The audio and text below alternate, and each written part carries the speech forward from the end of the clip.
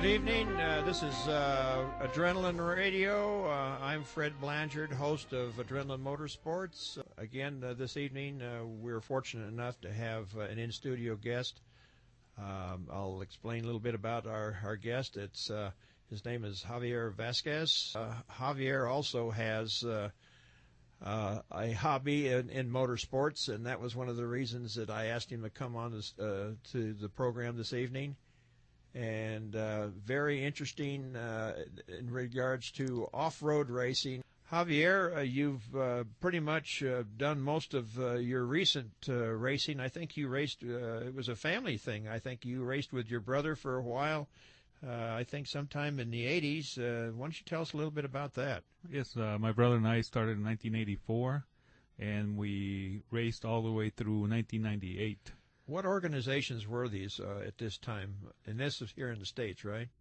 Now is you have more. You have MDR, Snore, and Best of the Desert. Those are the ones in here in the United States.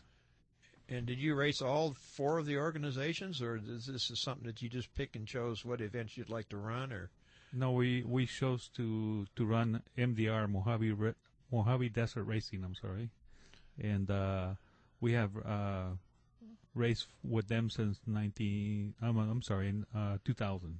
I see. 2000. Now, I'm curious about the different cars. We talked about that early on in the program.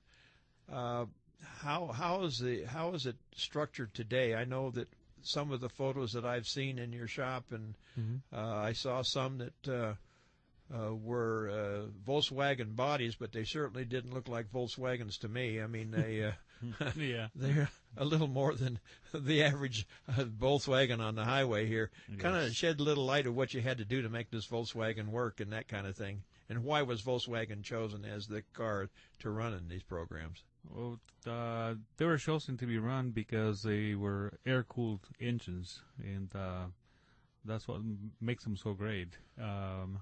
They have a Class 5 1600, and they have 5 1600 open. There's several different classes. There's limitations to some of them, and some of them don't have limitations. And some have 1600 engines, some have 1835s, and some have 2.0. So it all depends on what class you want to run. So is it related to size of motor or style of car, or what makes one better than the other? The style of the cars are pretty much the same. They have to have the same transaxle as a VW, and also the front end of a ball joint front end of a VW. The difference are that they get bigger arms, still ball joint front ends, and also the shocks and the amount of shocks that you run on each axle. You could run a coil over shock with a bypass shock disc as well, or some classes don't allow you but only one, no bypass, no coil over. Now the question I have in reference to this is obviously each of the class cars run at different speeds, but the suspension things that you're alluding to apparently is a primary component of how fast you can go and how straight you can keep the car, and the ride you get out of it is obviously related to your suspension, and that references shock absorbers and upper and lower control arms, or A-arms as you guys call them. And so tell us a little bit about that. These are things I'm not really that familiar with, so maybe you can shed a little light on some of this. Yes. What it does is the suspension identifies your speed and your ride just as well. So there is classes all the way from what they call a Class 11, which they have literally no suspension. It's whatever the car came with. I see. So that's closer to like stock, in other words. It is a stock model vehicle. You cannot run more than one shock per axle. You cannot race the car that much. You do have to have a roll cage in it, and it goes on to the rest of the classes. The next one is Class 9, and this is the class that I have raced for many years. It's an open wheel vehicle. It still has a BW transaxle and a BW front end. It's a 1-inch wheelbase, and you only allow one shock per axle. How about the engine? Is there any changes in that?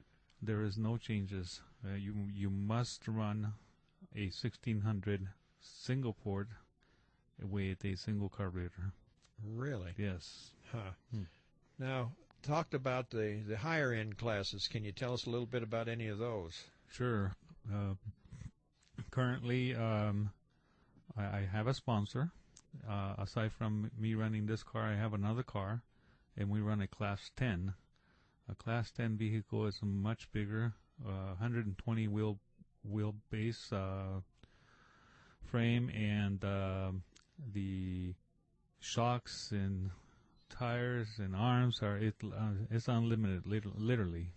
You can get a lot of speed, and the ride is unbelievable. You certainly spend a lot more money, but it's certainly a nice ride and a lot faster. Well, you mentioned sponsor. That tells me that sheds a red flag to me when it comes up there. That sounds like you're starting to spend some big money now. Absolutely. Yeah.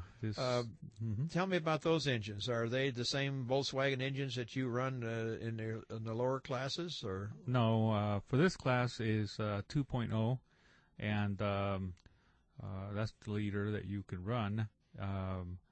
This car, at the beginning of this race or this sponsorship, we were running a Type 4 early Porsche motor, and now... So it's still an air-cooled engine then, I see. It is. Okay, yeah. Sure, okay. The new thing now with the big boys are Nissan, Toyota, or Honda 4-cylinder, because they are 2.0s. And but these engines are water-cooled, and not like a VW or a Porsche, which is air-cooled. You spend a lot more money with these other engines, but they do perform well. So that's now. I'm going to get nosy here now. I know that it appears to me that some of the parts that I've seen at your foundry, I'm looking at cylinder heads that resemble to me custom-made cylinder for Volkswagen. Is that, or Porsche or something? Is that what you're casting over there? I'm casting a head because in the early days here, not too long ago, the single port heads were the only thing that we could run in our class.